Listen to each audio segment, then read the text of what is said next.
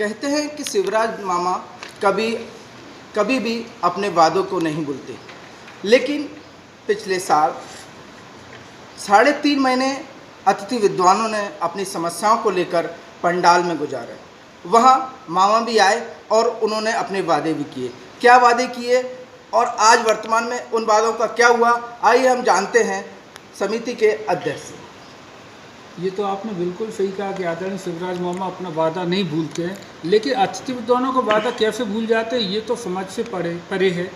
क्योंकि आदरणीय मुख्यमंत्री शिवराज सिंह चौहान जी उसे 16 दिसंबर 2019 को फाजानी पार्क में जब अतिथि विद्वानों का धरना चल रहा था, उस समय आकर उन्होंने तत्कालीन सरकार आदरणीय कमलनाथ जी के लिए, मुख्यमंत्री जी के लिए बोला था कि इनकी मांगे जायज़ हैं। ये 50-50 साल के हो चुके हैं, 25-25 साल का अनुभव है और इस उम्र में ये कहाँ जाएंगे, कौन नौकरी देगा।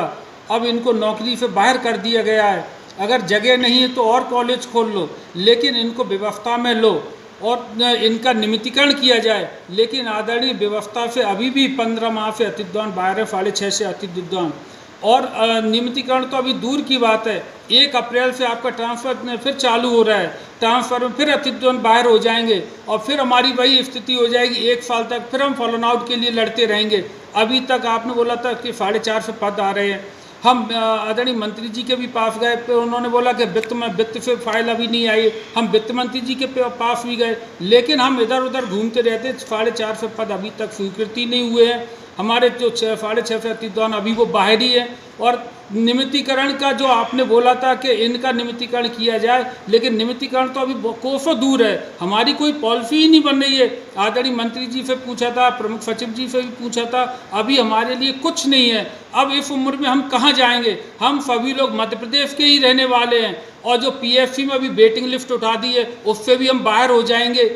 अब इस स्थिति में हमें कौन दूसरी नौकरी देगा जाके इस उम्र में आकर। इस बीच आप शिवराज मामा से नहीं मिले? शिवराज सिंह मामा जी से हमने तमाम बार कोशिश की जाके, चलते हुए तो तमाम बार हमने ज्ञापन दिया है, लेकिन 2 मिनट हमें समय नहीं मिला है आदरणीय मुख्यमंत्री जी से मिलने के लिए। और हमने आवक जावक में भी 2-3 बार हमने दिया है जाके कि आदरणीय मुख्यमंत्री जी से हमारी मुलाकात हो जाए, लेकिन हमें ना ही वहाँ से हमने फ़ोन भी किए हैं वहाँ पर कि आप हमारा एक बार डेलीगेशन हमारा मिलवा दो, लेकिन हमें और मंत्रियों जी से भी बोला है कि हमारी एक बार मुख्यमंत्री जी से मुलाकात करा दो, लेकिन वहाँ से आपके द्वारा हमें मिलने के लिए समय नहीं दिया जा रहा है। इसलिए हमें मीडिया के माध्यम से, आप लोगों के माध्यम से हमें अपनी मांगें भेजनी पड़ रही कि आप जो आदरणीय शिवराज सिंह जी ने बोला था आके धरना स्थल पर कि आपकी मांगें जायज़ है कमलनाथ जी, इनकी नहीं तो आपकी इनकी अतिथि विद्वानों की हाय आपकी सरकार को ले डूबेगी।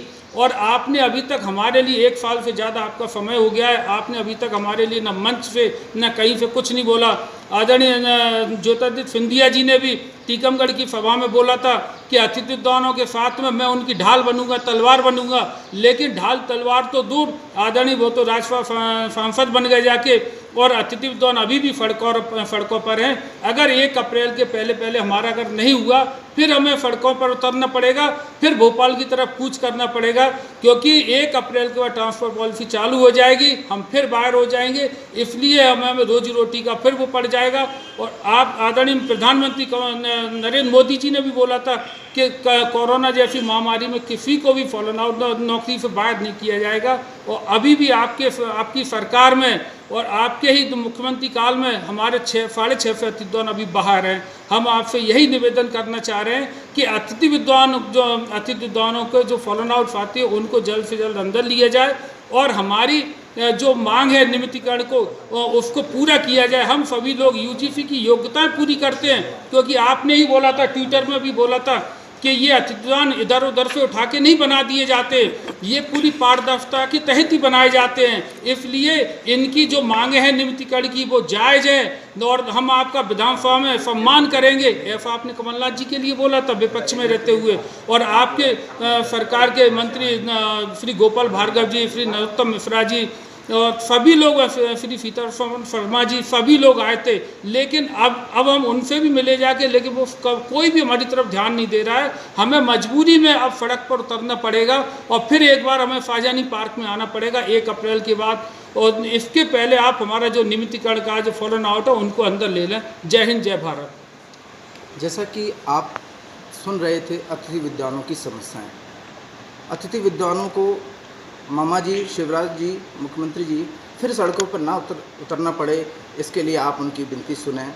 हम मीडिया के माध्यम से भी ये अपील आपसे करते हैं। नमस्कार।